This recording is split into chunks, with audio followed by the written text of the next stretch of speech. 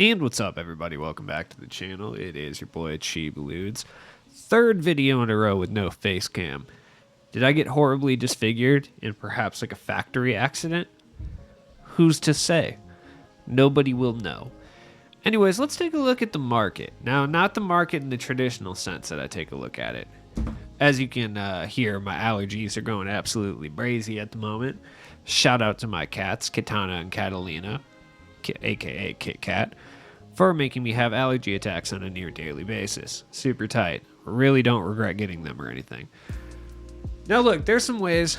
This is not like a market huckster or like a market carpetbagger type challenge, like channel over here.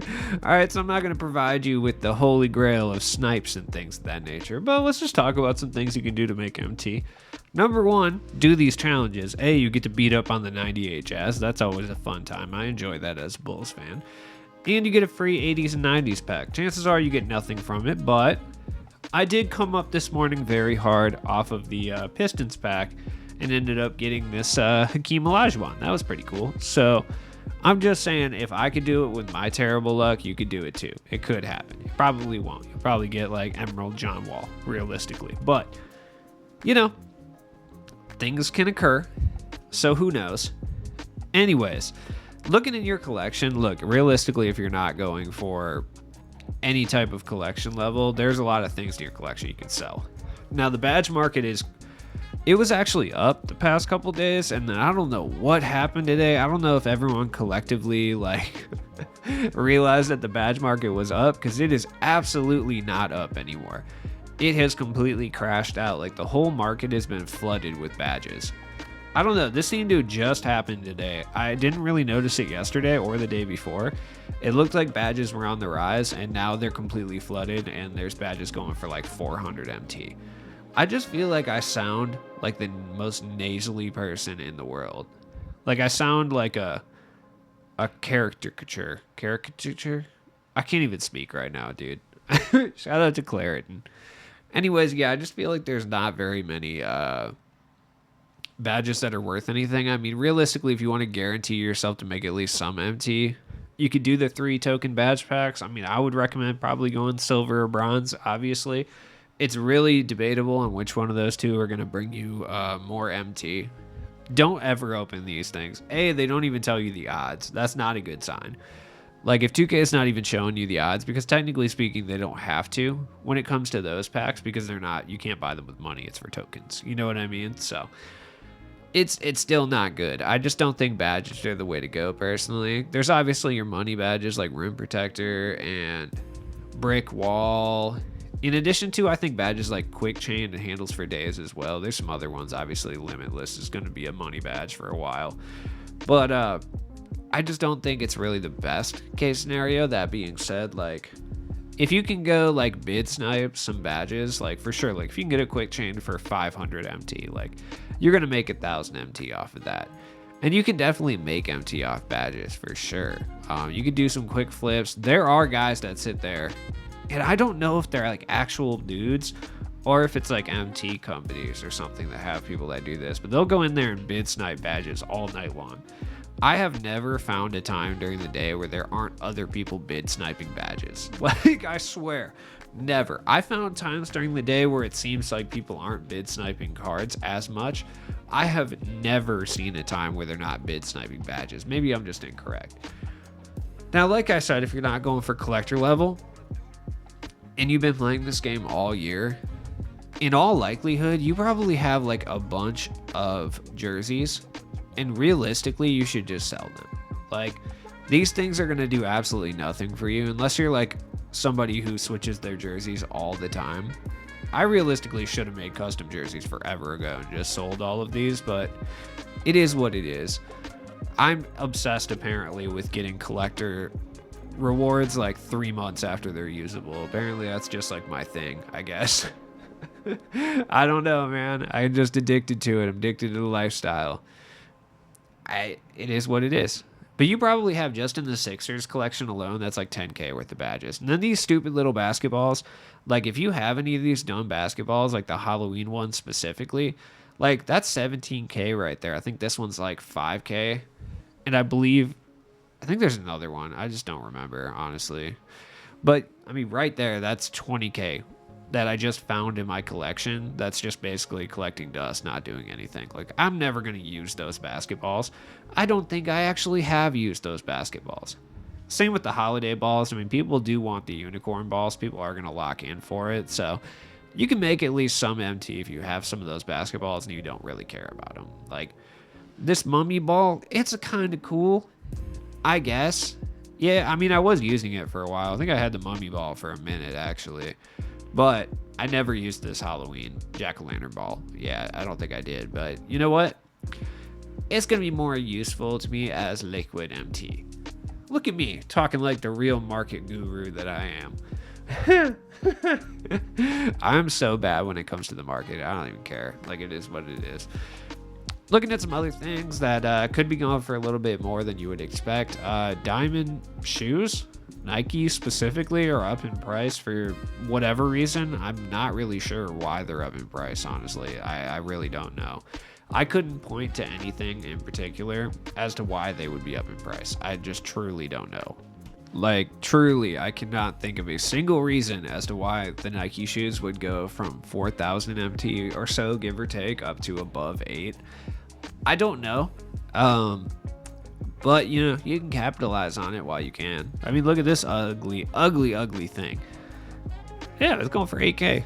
I don't know who is hooping in Air Force One highs. I don't exactly trust that person realistically. Those shoes just look like, oh man, like when I see the Air Force highs, I just think of like mid-grade swishers, realistically. I don't think I'm far off either. Yeah, because I mean, looking at the other shoes on the market right now, I mean, even like Converse and everything else, they're not going for like anything. Like, it's weird that the Nike shoes have peaked in value. Like the Pontiac Aztecs aren't going for anything as well. Like, they're 4,000. Why do I have these pink T-Macs? I've had these for a while. I'm going to put them on a T-Mac, God willing, at some point if I actually pull them. So we got promo super packs today, and I will say out of all the myriad, I don't think I'm saying that right. I really don't care. Out of all the super packs that we've received, I've said like 50,000 times. This is why I don't write scripts. I don't understand. I don't know if you guys know that, but I freewheel every single video that I do for the most part, even the structured ones. So I will say and so quite a bit because I just kind of come on here and just start talking for no reason. Evan Mobley's down in price a little bit. These are the best super packs we've received in the last 2 weeks, and there has been about 15 of them. So that is kind of saying something, I guess. They're still terrible and you should not open them, but Obi Toppin, all these all-star guys are cheap. I mean, they're worth it for their price. I just don't know how worth it they are leading into a new season. You know what I mean? So, I don't know if you want some of these guys. Sure. Absolutely. 10K for Precious Achua is not bad. He's pretty good. Like, there are some cards that have fallen in price. It's definitely not Kawhi Leonard yet. None of these Dark Matters are going to fall in price. I mean, there's a decent amount of Kawhis up right now, but sometimes I just feel like they just appear out of nowhere. Like, I really do. Cade is, you would expect him to be down in price, but he's not actually. He's just kind of hovering right around 80K, which is what he's been at for the last like 2 weeks. So Cade and Bol Bol, I don't expect to really fluctuate in price. You know what's interesting? There's more Cade Cunninghams than there are Bol Bols by a significant margin. I would say there's at least 4 times the Cade Cunninghams on the market than there is Bol Bols. Very interesting. Bol Bol hasn't changed in price at all, which is, there's a super pack out that supposedly has good odds for pink diamond or below, and there's still no Bol Bols on the market. So that should tell you that 2K does individually manipulate cards within their own parameters of their packs, which we've known for a while, but that should really just tell you. One card that's fallen off in price that I think is a very worthwhile pickup for a lot of people would be Pau Gasol. He was sitting there closer to like 15K, and now he's down even more, and he's still like a top tier budget big man. I actually really, really like Pau Gasol. He's kind of like a budget version of Tim Duncan. Like I said, do the challenges. I cannot be more clear about that. You got to. They really do. They do hook it up quite a bit. Like, you know how stoked I was this morning? I mean, it was like 6:30 a.m., so I wasn't really too stoked. I was kind of dead to the world, but I was just more like, that's cool. You know, maybe you pull a Magic Johnson. Probably not. but it's possible. It's improbable, certainly, but not impossible. Of course. When I pull the Hakeem Olajuwon, all of a sudden there's a bunch of Hakeem Olajuwons that pull out of nowhere. Okay, that makes sense. Sometimes I just feel like 2K just adds cards into the marketplace for like, I don't know what their reasonings are, but I don't trust them. But they definitely do it at some point. Certain cards are definitely not like lowering in price in the way that I thought they would. Like Dwayne Wade, for instance, like he hasn't dropped in price at all. Like it's just weird, man. It's weird how these super packs affect the market, because you can tell that 2K juices up the odds for certain cards and not for other cards. You know what I mean? I've talked about the Hunt for Glory cards quite a bit, but you can make a decent amount of MT if you do invest in some of these guys, because they are rare on the market. Not a lot of people have them, and if the token market reward ends up being really good, these cards are going to get scarce real quick, and people are going to pay whatever. I mean, think about it this way, right? This is how I've always rationalized lock-in cards, right? Let's say we get a really, really overpowered dark matter in the token market, right? And it costs 1,500 tokens or whatever it is, 1,000, whatever, right? People are going to look at it and be like, oh, well, I'll buy all these cards because I'm only paying 200K. 200K for a dark matter is good. You know what I mean? So people will pay it. Like, don't trip on that. Like, I wonder if Monte's being price fixed. People try to tell me sometimes that price fixing does not exist in the game, and that's not at all based in reality. Price fixing 100% exists on, for sure, a small scale. I mean, I've seen like actual people that I know slightly price fix like cards. When there's only like 5 of them up, they'll buy them all up and then put them back all up. So imagine what an MT company that has like 8 kajillion MT does. Now, the one thing I want to touch on is we do have a sale going on Xbox for, actually 2K22 is on sale for $22, which it should have been $22 3 months ago, but it is what it is. 2K is greedy. We know this.